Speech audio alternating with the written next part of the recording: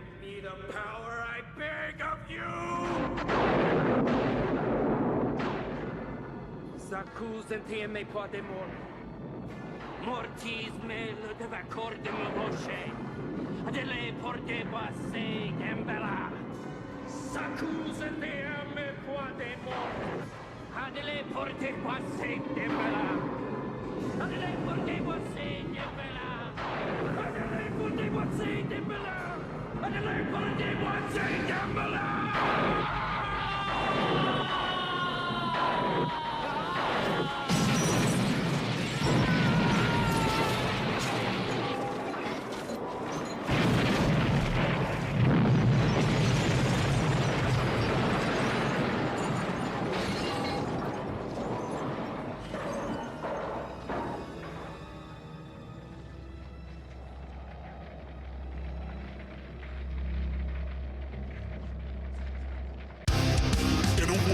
Overflowing with movies. We need a hero. Someone to separate the bad from the good. Sounds like a job. Verbal diorama. She watches all the movies, from comedy to drama. From the top roll sound. And don't forget the action. She'll watch until the end and then she'll give you her reaction. Movies you know, movies you don't. Prequels, sequels, remakes, and trivia and outtake. Movies you know. Movies you don't. Interesting stories, all the categories. Hi everyone, I'm Elaine and welcome to Verbal Diorama, episode 274, Child's Play. This is the podcast that's all about the history and legacy of movies you know and movies you don't. And as always, a huge hi and welcome to Verbal Diorama. Whether you are a regular returning listener, whether you are a brand new listener to this podcast, thank you for being here. Thank you for choosing to listen to this podcast.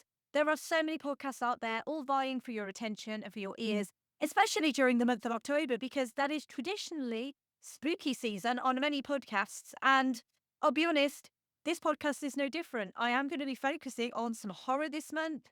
And it's one of those things that I always get requests for. I always get asked to do more horror. So I'm just obliging to the listeners and what the listeners want. And those are the regular returning listeners. But if you are a brand new listener, welcome to Verbal Diorama. Thank you for being here. Thank you to everyone who listens to this podcast and has continued to listen to and support this podcast over the last 5.5 years and 274 episodes. It means so much to me to have your support and your lovely comments. So the most recent episodes of this podcast were on Spider-Man 3 and Bill and Ted Face the Music.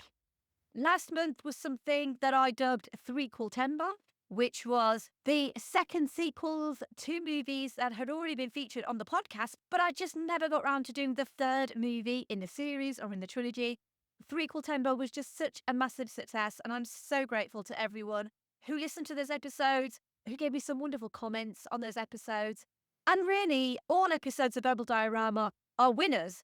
But Batman Forever really was the kind of standout episode of that month.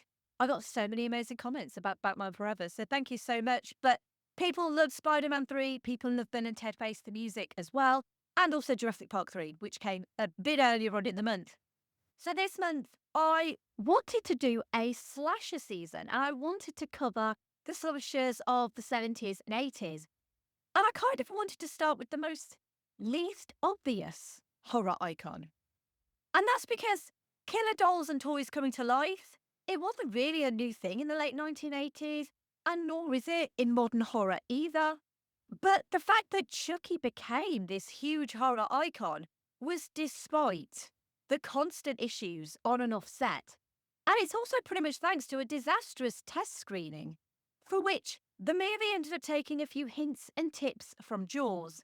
Here's the trailer for Child's Play.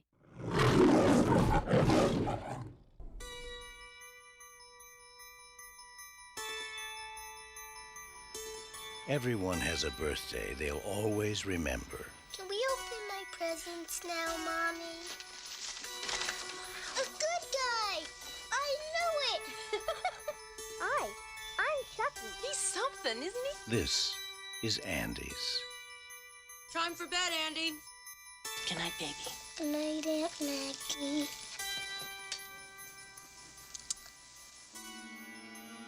Good night, Chucky.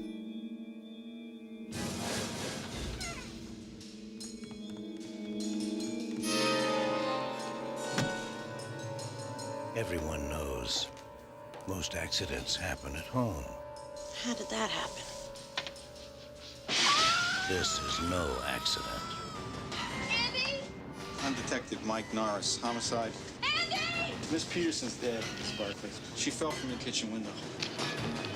Someone's moved in with the Barkley family. And so has terror. Mommy, I know who was on the counter. Andy! Who, Andy? Chucky. Nobody believes you about Chucky. He came alive in my hand. Oh, for God's sake. Why won't you believe me? Because I'm sane, Mrs. Barkley. Sane and rational. No one believes the truth.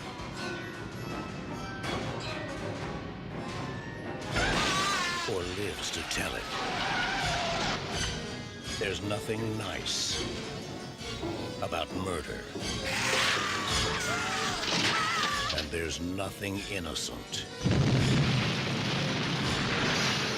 about child's play.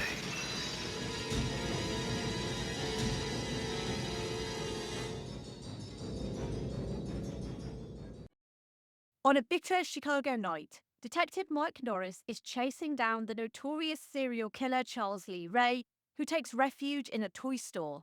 Injured in the shootout, Ray uses voodoo to transfer his soul into the body of a good guy doll, and as the store explodes, Norris believes Ray has been killed in the blast. Meanwhile, hard-working single mother Karen Barkley knows all her 6-year-old son wants for his birthday is a good guy doll, and manages to find a peddler behind her workplace selling one on the cheap. She buys it and surprises Andy, and the doll introduces himself as Chucky. Strange things start occurring, with Andy blaming Chucky, and Karen becomes exasperated at her son's blatant lies. All Chucky can do is talk and respond to Andy. And then Karen realises Chucky has no batteries. Let's run through the cast. We have Catherine Hicks as Karen Barkley, Chris Sarandon as Detective Mike Norris, Alex Vincent as Andy Barkley, Dinah Manoff as Maggie Peterson, Tommy Swerdlow as Jack Santos, Jack Colvin as Dr. Ardmore, Raymond Oliver as John Dr. Dak Bishop, Neil Giantoli as Eddie Caputo, and Brad Dourif as the voice of Chucky and also as Charles Lee Ray. Child's Play has a screenplay by Don Mancini, John LaFia and Tom Holland, a story by Don Mancini, and was directed by Tom Holland. In late 1983, violence broke out in cities and towns across the US. People fought each other and would hit, shove and trample each other. Some even used baseball bats to both attack and defend themselves against others. The riots lasted for months, with thousands of people left bruised, battered, some hospitalised, and most egregiously, many hundreds without their Cabbage Patch Kids. And if you think I'm joking about this, I'm not. The Cabbage Patch riots stemmed from toy stores only containing several hundred dolls, and thousands of customers descended on them to snag the coveted toys for Christmas. Many left empty-handed and many resorted to violence. By early 1984, supply kept up with demand and the violence declined.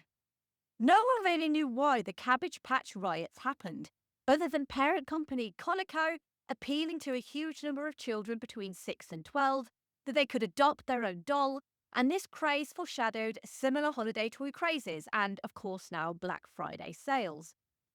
But those Cabbage Patch Kids did more than cause a toy shortage and prompt physical violence between usually mild-mannered mums and dads. It also inspired UCLA film student Don Mancini to write a darkly comedic tale about a young boy and his doll that takes a deadly turn. Strongly influenced by the Zuni fetish doll in the Amelia segment of Trilogy of Terror, the creepy dummy in Magic, and the Twilight Zone episode's Living Doll about Talkie Tina, the killer doll trope was pretty well worn.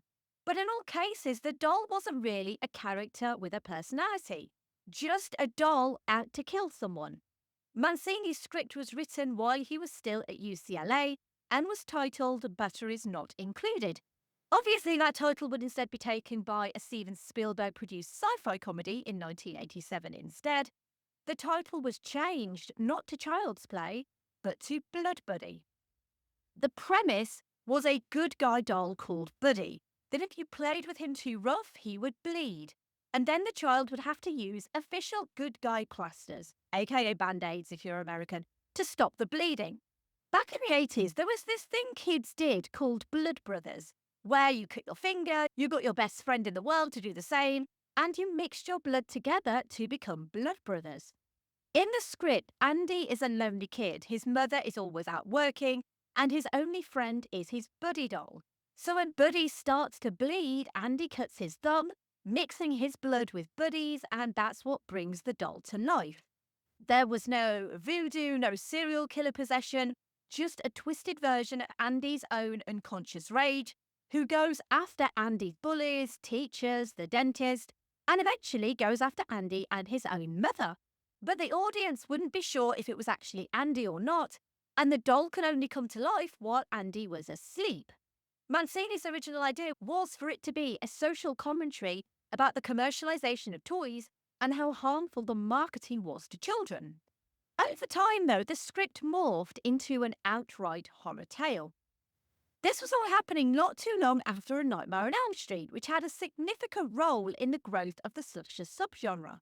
Freddy was a villain that could verbally torment people and had a very peculiar sense of humour. Mancini was deliberately motivated by the concept of Chucky, a child's toy with an innocent appearance, but also an incredibly foul mouth. At around the same time, in 1985, Hasbro came out with the My Buddy doll line, with the intention of making a doll line for boys. But we're going to come back to that. Meanwhile, David Kirshner, who was producing An American Tale for Amblin, wanted to branch out from animation and children's entertainment, and he believed in the darkness of children's imaginations. He'd been holidaying in London and read a copy of The Dollhouse Murders by Betty Wren Wright. He'd been scared of his toys as a child and wanted to make something about dolls. While developing projects for Disney, he came across Mancini's script for Blood Buddy, which had been passed over by several other studios. Charles Band, who was known for his low-budget horror studio that made Dolls and Puppet Master, was interested, but he didn't buy it. Kirshner loved the script and added his own idea of the concept of a serial killer's soul being transferred into the doll, a Frankenstein moment, including lightning, and the serial killer would be named Charles Lee Ray after 3 infamous killers: Charles Manson, Lee Harvey Oswald, and James Earl Ray. Originally, the character had a Flucker Eagles style hairdo, and if you don't know who Flucker Eagles are, watch The Wedding Singer, very 80s band, weird hair. But Mancini had described him as freckled, red-headed, with overalls and a striped shirt. And it was Kirshner who drew the first pencil sketches of the character who would become Chucky. Using this sketch as a selling point during meetings, several studios expressed interest in producing the film. Tony Thermopoulos from United Artists won the bid and brought in director of the TV show Freddy's Nightmares, John LaFia, to sharpen the screenplay. They didn't want Don Mancini rewriting at this stage. LaFia wrote 2 drafts before Tom Holland, who'd previously had a hit with Fright Night, came on board to take a stab at rewriting the script, no pun intended. Holland added the voodoo and the rule that Charles Lee Ray could only transfer his soul into the body of the first person he reveals his true self to. It's worth adding at this point that Mancini, LaFia and Holland have always disagreed on the script's origins, with Holland suggesting that his script was an original work due to his extensive rewrites of both Mancini and LaFia's work, and discrediting both LaFia and Mancini's involvement. The Writers Guild of America would arbitrate, and they would disagree with Holland and give equal credit to Holland, LaFia and Mancini for the screenplay, as well as give a story by credit solely to Don Mancini. All 3 men would disagree on who actually created the character of Chucky since, although generally Mancini is seen and recognised by the fans as the creator, as well as at the time of the creation, he was encouraged by a lawyer to describe the doll with as much detail as possible in that original script to prove legal creation. To which he did. He described the red hair, the fact the character was 2 feet tall, that he had blue eyes, freckles, and a striped shirt. And when David Kirshner created those initial drawings, he didn't deviate at all from Mancini's description, which would lead to, from a legal point of view, Don Mancini being the creator of Chucky. But back to Hasbro and My Buddy, because if you've ever seen a My Buddy doll, you'll remember they look remarkably similar to Chucky, with overalls and a stripy shirt. Director Tom Holland has since confirmed that the name was changed from Buddy to Chucky to also avoid a lawsuit from Hasbro, even though a lawsuit probably could have been filed on likeness alone. And from what I can find, Hasbro never did file a suit against United Artists. The idea for Chucky was always to utilize animatronics, and this had been done so spectacularly in Gremlins. But they wanted to push the boat with these animatronics, and Chucky would end up using some of the most advanced animatronics available at the time. Tom Holland and John Lafia continued to make changes to the script, and the project continued to evolve, with Lafia giving the character of Chucky a backstory as a human who became a doll. Tom Holland then left production to direct Fatal Beauty, and Don Mancini at that point was pushed aside for the most part by the studio. And then when it came to choosing a director, they looked at William Friedkin, Robert Wise, Irving Kershner, Joseph Rubin, and Howard Franklin. They were all considered. Rubin and Franklin were close to getting the job. Apparently even Rocky Morton and Annabelle Jankel, future directors of Super Mario Brothers, were also discussed. But they kept coming back to Tom Holland, and the idea that Tom Holland was talented but also a little bit arrogant, or so said Steven Spielberg, who'd worked with him on Amazing Stories. An invitation to direct was sent to Tom Holland, and a whole year had passed by that point, and Tom Holland agreed to direct the year after his previous involvement with the script, and returned to the newly titled Child's Play with something else, with Brad Dourif. Now, Brad Dourif had played the villain in Fatal Beauty, and Holland loved his, quote, gleeful sadism, unquote, thinking he would be a great vocal performance for Chucky.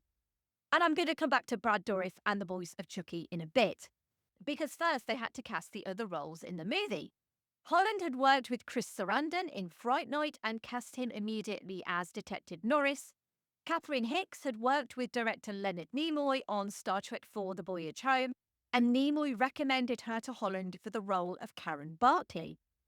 Casting young Andy Barkley was always going to be a tough sell, because fundamentally, this is a small child starring in a slasher horror. Young Alex Vincent had been an extra in a couple of things, but had never really properly acted before. He was auditioned along some other young boys in New York and then received a call back to LA. He was chosen because he pretended to forget his lines to avoid swearing in front of his mother, and this ability to improvise impressed producers. Holland would say he found Vincent innocent, depressed, and vulnerable. He didn't know what was really going on. He was 6 years old, of course, but that he had a sweetness and sensitivity to him that would make one of his scenes particularly heartbreaking as to how fantastic a little actor he was, despite the actual level of acting probably being a little bit dubious. I'm going to come back to that a little bit later, though. They also hired Ed Gale. He'd also starred as the infamous Howard the Duck, and as a little person, he was hired as the body of Chucky. But he would eventually be credited as Chucky's stunt double and would only be supplementing the puppet work and animatronics. And so back to Brad Dourif, because he'd been rehearsing with the lead actors for scenes where the doll comes to life, and had also pre-recorded several of the lines for on-set playback. But then he became unavailable for the rest of Chucky's voice work, due to filming Mississippi Burning. And while he would be retained as the acting performance for the serial killer Charles Lee Ray, instead the production decided to cast a woman to play the voice of Chucky the doll. And the reason stemmed from The Exorcist. The voice of the demon Pazuzu is credited to a few people, but most notably Mercedes McCambridge. Holland's idea was to have Chucky's voice feel distorted and otherworldly. He first tried to use an electronic overlay to the voice, like a Robbie the Robot thing, because that's how the toys with sound chips worked. But it didn't sound great, so he went back to hiring a woman. And he had an actress in mind too, Jessica Walter, the late great Jessica Walter. Most recently well known for Arrested Development and Archer, She'd starred as a jealous and obsessed fan of a radio DJ in Clint Eastwood's directorial debut, Play Misty for Me, in 1971, which led to a Golden Globe nomination for Best Actress in a Motion Picture Drama. It was thought she could be threatening and menacing as Chucky, but she obviously didn't stay as the voice of Chucky, so I'm going to come back to that too. There's a lot to come back to on this episode. As for the body of Chucky, the plan was to use state-of-the-art animatronic dolls, as well as Ed Gale, the little person hired to play Chucky in some key scenes, and also to use child actors. Chucky was designed by Kevin Yeager. He'd previously worked on the Friday the 13th and Nightmare on Elm Street franchises, as well as creating the Crypt Keeper for Tales from the Crypt Demon Knight. That's episode 66 of this podcast. I love recommending Tales from the Crypt Demon Knight. He would also go on to marry star Catherine Hicks in 1990. They met on the set of this movie, and they are still together to this day. Yeager was hired after Chris Wallace, the guy who did the puppetry for Gremlins, decided to direct The Fly too. Rick Baker also declined. Yeager was in his mid-20s at the time, and he and the special effects team would spend months perfecting the Chucky puppet, and Chucky would be a difficult performer on set, and it would lead to already strained relationships on set becoming even more strained. The team created multiple Chucky animatronic heads, such as a flailing tantrum Chucky, a walking Chucky, and a stationary Chucky, and getting Chucky to move wasn't the problem. It was getting Chucky to move in the right way. His hands had to be changed 3 times a day after the aluminium fingers would wear through his latex skin. He had a fiberglass core that housed complex mechanisms that could create subtle facial gestures. Not only did they build forced perspective sets 30% larger for Ed Gale and the child actors to convincingly portray Chucky running or generally moving the way the animatronic couldn't, they also built entire sets 6 feet above the ground so the puppeteers could operate the animatronic dolls from beneath the floor. The monitors for the puppeteers were reversed though, meaning to make him look left, they saw him as looking right, and so it was tricky to coordinate all the movements. It would take a team of 11 people to puppeteer Chucky. Multiple puppeteers had to work in unison to create fluid movement. One would handle the hands, another the eyebrows, another the mouth, and so on. They had multiple heads, arms, and dummies that were on hand at all times, just in case a change needed to happen. To get Chucky to roll under the sofa when he comes alive in Karen's hands would lead to the set being tilted at 45 degrees to get the doll to bounce and then roll under the sofa. That this was all brand new technology didn't help. The animatronic doll's face was controlled via remote control through a rig capturing facial movements on puppeteer Brock Winkler's, where he would mouth the lines already recorded in pre-production. Chucky would also visibly change as the movie progressed. His hairline would recede and he would become visibly more like Brad Dourif. Ed Gale, who was practically blind while playing Chucky, also got set on fire for the climactic fireplace scene, as it would have cost too much for them to actually burn a Chucky animatronic. So it was too much for them to burn an animatronic, but not too much for them to burn an actual human being. Gale would only be set on fire for a limited period of time, so he was on fire in the fireplace, which was then cut. He would have then been hosed down and then set on fire again to keep the grate open, which was then obviously cut, hosed down and then set on fire again to walk out. And each take was about 45 seconds. He had a full burn suit on and an oxygen mask, but still he was set on fire. Gale would liaise with the puppeteers to synchronize his movements to the puppet so that the switch between him and the puppet would look seamless on film. Principal photography on Child's Play began in January 1988 with a variety of Chicago locations before the production moved to Los Angeles for soundstage work in Culver City. The Brewster Apartments, a Chicago landmark located at Diversey Parkway and Pine Grove Avenue, became the Barclays apartment building. Karen Barclay's work was located at the Carson, Peary, Scott and Company building. The Playland Toy Shop was filmed on 418 South Wabash Avenue, while Eddie's home was filmed in a North Chicago house that the city had condemned to be demolished. The temperature in Chicago during filming was bracing, with a wind chill factor of as low as -50 degrees Fahrenheit which is about minus 46 degrees Celsius. So when I say it was super cold in Chicago that winter, it really was super cold. Also super cold, lovely little segue, is the relationship between Tom Holland and screenwriters Don Mancini and John Lafia. And this relationship never really thawed, with the latter two men never appearing on set. Mancini claimed it was due to the 1988 Writers Guild of America strike and him not wanting to cross the picket line. But that strike didn't actually begin until 2 days after principal photography ended on the 5th of March 1988. So chances are it was simply due to the fractured relationship between both men and director Tom Holland. Holland also managed to get a convincing performance out of young Alex Vincent in the pediatric psychiatric hospital, which is recalled differently depending on who you speak to. Holland would say he repeated the scene with Vincent over and over again, and the 6-year-old boy just burst into tears, whereas producer David Kirshner recalls it differently.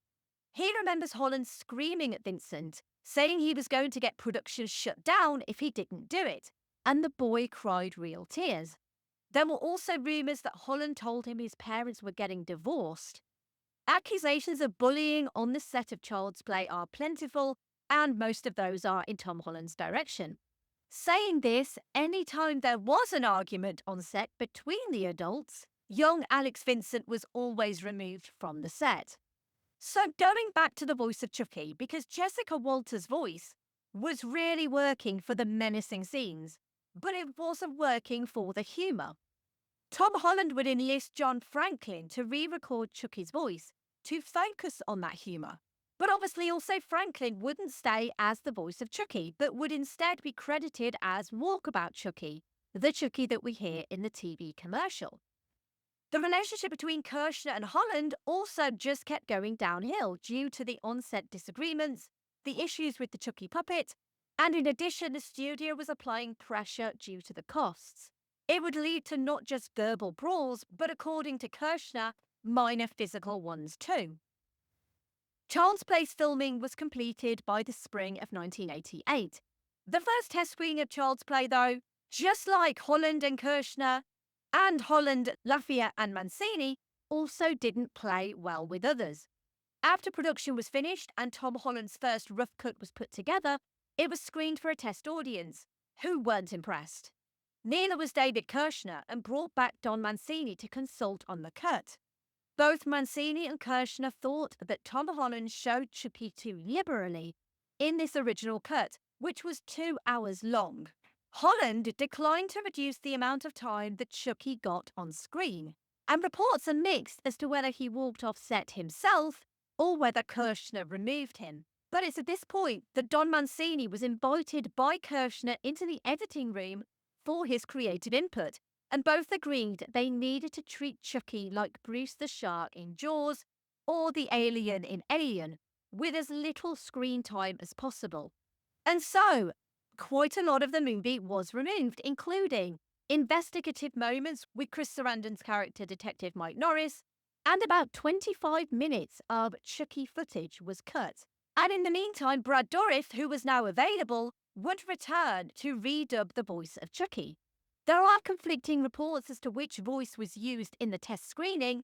Some say it was Jessica Walter and others say it was John Franklin, but nevertheless Brad Dourif was now cast to voice the doll, and a horror icon was born. Other deleted scenes included Chucky trying to break into Andy's room at the mental hospital and fooling a mentally ill young girl named Mona into carrying him into the ward, John, the voodoo priest, healing an infant through a voodoo ritual, Andy showing Chucky around his room and discovering a photograph of Andy's deceased father, and Charles Lee Ray stalking a drunk woman only to find out it's Mike Norris on an undercover sting operation. The script also included an alternative ending in which Mike and Karen shoot Chucky repeatedly, light him on fire and stab him with a knife Andy has mounted on a radio-controlled car. It's the same car that we see Andy pick up towards the end of the movie. Chucky also has his face and legs melted with a Drano-filled squirt gun. Chucky would have appeared to be dead after being subdued by Jack Santos and multiple police officers. Another police officer would disregard Jack's claim that the doll was alive while storing Chucky's remains in an evidence room where Chucky's disembodied arm would come to life to swat a fly, leaving his ultimate demise ambiguous. With all of these changes made and cuts made to the movie, this new streamlined Child's Play was screened to test audiences and played much better. And this is important because in March 1986, Kirk Kerkorian, the owner of MGM, sold MGM to Ted Turner. And after the purchase was made, Turner then sold United Artists subsidiary back to Kerkorian. Kerkorian would then terminate the production agreement between MGM United Artists with David Kirshner, but he agreed United Artists would release Child's Play, but only after the recut received positive test screenings. But let's segue again into something completely different in a non-segue way. In a non-segue way? What is that? Anyway, I don't know what I'm saying. Let's segue into the obligatory Keanu reference of this episode. And if you don't know what that is, it's where I try and link the movie that I'm featuring with Keanu Reeves for no reason other than he is the best of men. And this is actually a really easy one, because Keanu Reeves also worked with special effects technician Kevin Yeager on the Bill and Ted movies, including Face the Music, which was the last episode of this podcast. And so, literally, as soon as I saw that Kevin Yeager had worked on this movie, and he'd also worked on the Bill and Ted movies, really easy to link Keanu Reeves to Child's Play.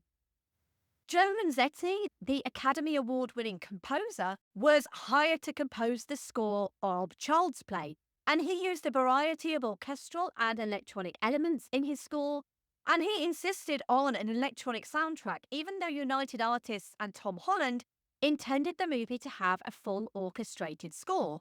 The score was written by Renzetti in just 3 weeks.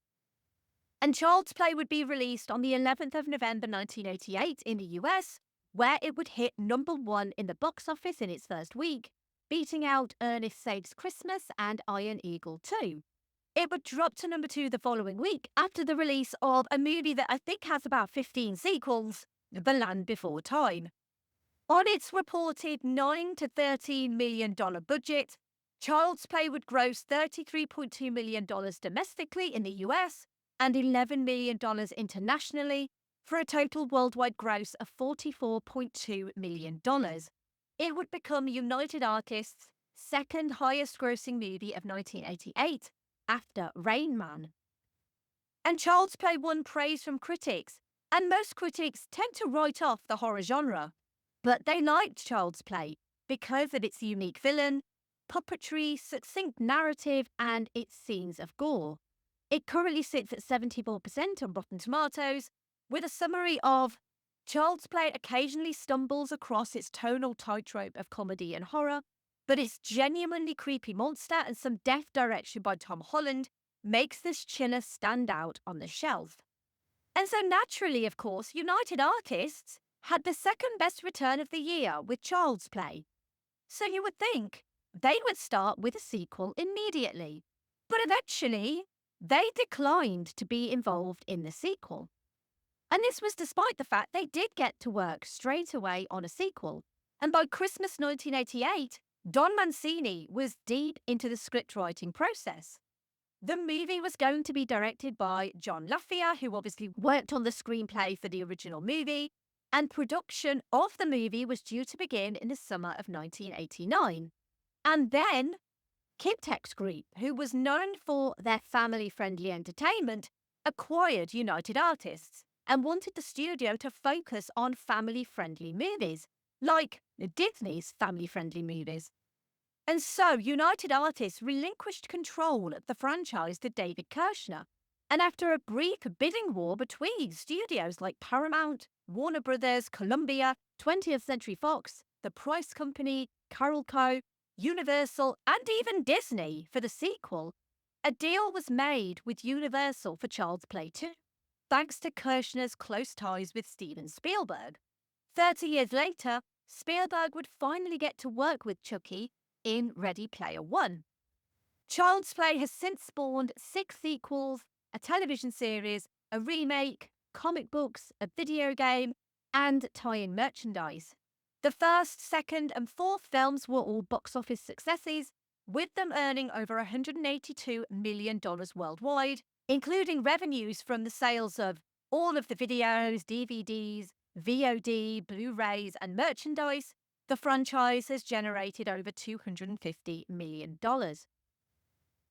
But there is a lot of confusion when it comes to Child's Play and Chucky, and why are there a couple of offshoots of Child's Play and Chucky? And who owns the rights to Chucky and who owns the rights to Child's Play? Well, let's talk about it, because MGM released the original Child's Play movie in 1988, the one that we're talking about, produced by David Kirshner and co-written by Don Mancini. And together, Kirshner and Mancini have worked on the 6 sequels. However, they do not own the rights to the original Child's Play. And because of the issues with United Artists and the move to Universal for Child's Play 2, various studios have now distributed the 7 Child's Play films. Throughout the 90s, Universal Pictures, they did Child's Play 2, Child's Play 3, and Bride of Chucky. For the 5th franchise film, Seed of Chucky, that then switched to Rogue and Relativity Media. They replaced Universal as the film's distributors. But Mancini and Kirshner returned to Universal for the 6th film, Curse of Chucky, and the 7th film, Cult of Chucky. The Chucky TV show was developed by Mancini and Kirshner, produced by Universal, and as of recording this podcast, has very recently been announced as being cancelled after its 3rd season. In March 2024, Don Mancini announced that he's in the early stages of development on a new movie starring Chucky that would work in tandem with the series, and in September 2024, Mancini stated that the Chucky franchise would continue following the cancellation of the TV series. And so the recent 2019 Child's Play remake was produced without the involvement of Mancini or Kirshner, because MGM made that movie, and MGM owns the rights to the 1988 original and can therefore remake that 1988 original if they wish. That movie starred Aubrey Plaza as Karen Barkley, with Mark Hamill as the voice of Chucky. And to be honest, I've heard it's actually well worth a watch. It obviously updates Chucky to a modern age. And if you think about toys nowadays can do anything, apart from maybe go on murderous rampages. But you never know what will happen in the near future when it comes to toys and AI. So when I sat down to watch Child's Play, the original 1988 movie, for this episode, I realised that I'd actually not seen the movie in probably about 20 years, so I really wasn't sure what to expect. I knew the puppet work would be great, because 80s puppet work is always great. But I think I didn't expect the movie itself to be so suspenseful and violent and unrelenting. This movie obviously had about 30 minutes trimmed off Tom Holland's original 2-hour cut. And that definitely did this movie the world of good. Showing Chucky's movements limited at first builds up the tension. Showing his point of view, it's all really good stuff that shows that despite Tom Holland's ways, he really did know what he was doing with Chucky. Weird voodoo subplot aside. And that scene when Karen Barkley picks up the box, hears something drop, and realises it's the sealed batteries, slowly moving over to Chucky, picking him up, inspecting the battery compartment, and realising it's empty, only for Chucky to violently spin his head round. Catherine Hicks is phenomenal in this scene. She totally sells the idea that this doll is attacking her, the terrifying realisation that her son has been telling the truth the whole time about this doll. I absolutely love that scene. I genuinely think it is one of the best scenes that I've ever seen in a horror movie ever. And because Verbal Diorama, and by that I mean myself, loves practical special effects and puppets and animatronics, I knew Chucky would be great, but I don't think I expected him to be so great. Because as I say, I've not seen this movie in a long time. I forgot how good the animatronic version of Chucky is. And of course you can tell the difference between when it is Ed Gale and when it is an animatronic puppet. But I don't care, because I'm fully invested in this character of Chucky. And it's one of those incredible stories, the fact that 3 decades after Don Mancini's seed of an idea was planted, It's blossomed into this fully operational franchise, and Chucky is one of horror's most recognizable, if not always utilized to his full potential, characters. And obviously, Tom Holland does deserve praise for creating this film that stands the test of time by using sympathy for its main characters and special effects ranging from realistic suits to animatronics and remote-controlled puppetry, with these extremely violent and interesting varied deaths. But David Kirshner's decision to remove Holland and recut the movie after those disastrous test screenings is the saviour of this movie. Trimming the fat kept this movie lean at 87 minutes, and it just keeps giving us what we want. But Child's Play is mostly known for its controversies than its enjoyable plot, with large crowds of protesters in front of MGM when it was released, claiming it incited violence in children, as well as made children afraid of their dolls coming to life and trying to kill them. When the movie was released on VHS, a 30-second ad for the release was pulled from primetime because Chucky was too threatening and aggressive. It then only aired in late-night slots. And while not directed at this movie specifically, the whole franchise, and especially Child's Play 3, would become the top story on the news when, in February 1993, 2-year-old James Bulger was abducted, tortured and murdered by two 10-year-old boys in Merseyside here in the UK. Now, I'm not going to go into the details because it was a truly horrific murder that shocked the entire nation. But Child's Play 3 was blamed due to the two 10-year-olds allegedly recreating a scene from that movie. The link to Child's Play 3 was that the father of one of the boys had rented the video some months earlier. However, the police officer who directed the investigation found that the boy was not living with his father at the time and was unlikely to have seen the film. It still led to an outcry over video nasties, but at the time the Association of Video Retailers recommended but did not enforce the whole Child's Play franchise to be removed from video store shelves. Child's Play 3 was the easy scapegoat to blame for the actions of children. The Video Recordings Act 1984 was amended with a new legal requirement for the BBFC to, quote, have special regard among the other relevant factors to any harm that might be caused to potential viewers or through their behaviour to society by the manner in which the work deals with criminal behaviour, illegal drugs, violent behaviour or incidents, horrific behaviour, or human sexual activity, unquote. For failing to apply the criteria with a sufficient regard for the factors listed, the BBFC could now be taken to court and held accountable. The mention of other relative factors gave the BBFC the ability to also consider other criteria not listed, such as bad taste, offensiveness, or bad language. It's rare for one creator to have the kind of continued and crucial input on a long-running horror franchise of the type that Don Mancini can claim, as well as for one horror franchise to have one continuous story, despite some comedy leanings. Mancini is also loyal to his actors, repeatedly casting not just Brad Dourif and Jennifer Tilly, but also Alex Vincent and also Dourif's daughter Fiona, who played the lead role of Nika Pierce in Curse of Chucky and Cult of Chucky. The Child's Play series has also explored themes of gender and sexuality, with Mancini, an openly gay man, using it to talk about sexual identity and introducing non-binary characters Glenn and Glenda in Seed of Chucky. While he openly admitted to not wanting to be involved in Child's Play 2019, the director of that movie, Lars Klevberg, is a huge fan of Mancini and his previous work. Child's Play has aged like a fine wine thanks to three main things, not even including the idea itself, which is brilliant and still to this day incredibly striking. But those ideas are the design and operation of the doll and the terrific visual effects that went along with it, that main battery scene with Chucky and Karen, and just the extremely graphic and imaginative death sequences. It's a franchise that has the potential to keep going, so long as Don Mancini is involved.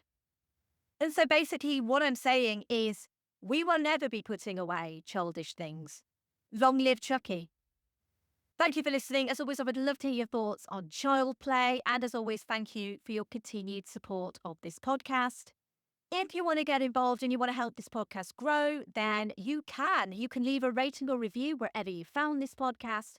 You can find me at Verbal Diorama on all of the social medias, Twitter, Facebook, Instagram, Threads, Blue Sky, and Letterboxd. And you can like, share, and comment on posts on all of those social media outlets. And that helps too. Or you could simply tell your friends and family about this podcast and about this episode.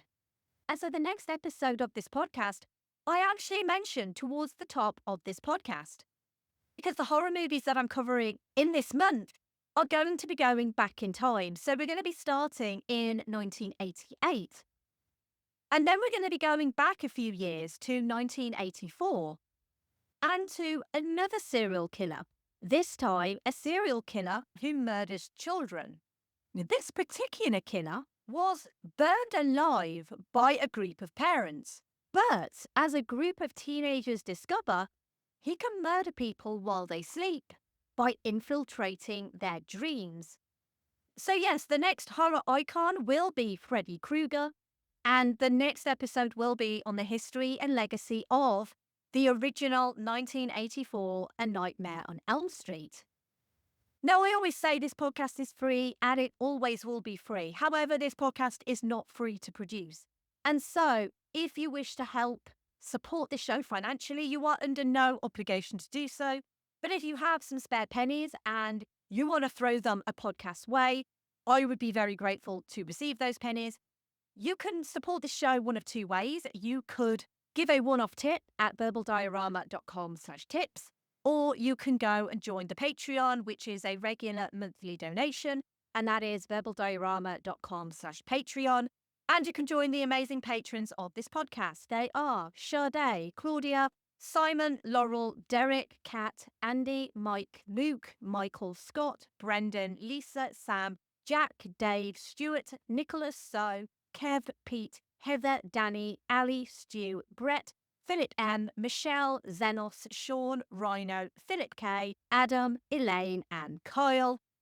If you want to get in touch with me, you can. You can email general hellos, feedback, or suggestions to verbaldiorama@gmail.com, or you can go to verbaldiorama.com and fill out the little contact form. And you can also find bits that I do over at filmstories.co.uk too. And finally,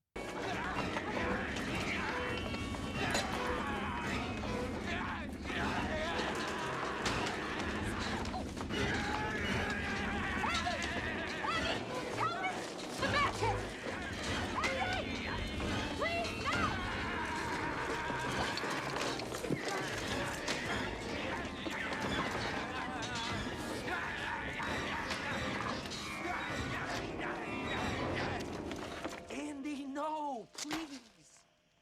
We're friends to the end, remember? This is the end, friend.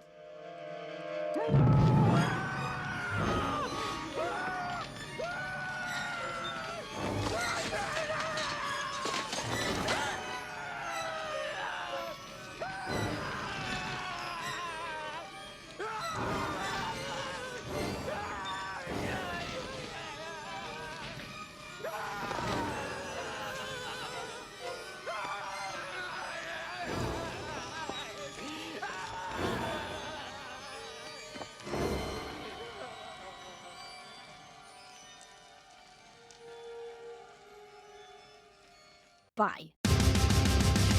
Movies you know.